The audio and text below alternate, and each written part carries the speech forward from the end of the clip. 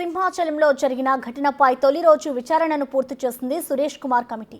ఘటనకు సంబంధించి ప్రాథమికంగా కొంత సమాచారం సేకరించామని తెలిపారు. గోడ నిర్మాణానికి సంబంధించి అధికారులతో సమీక్ష చేశామని, 3 రోజుల్లో ప్రాథమిక నివేదిక ప్రభుత్వానికి అందజేస్తామని తెలిపారు.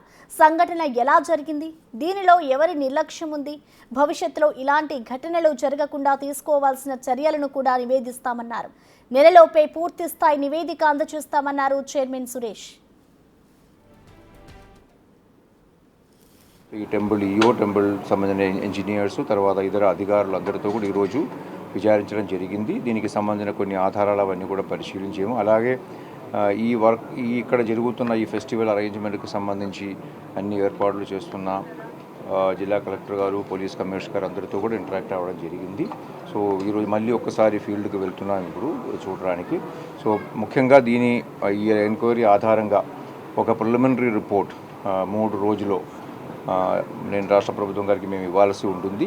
అది చేయడం జరుగుతుంది.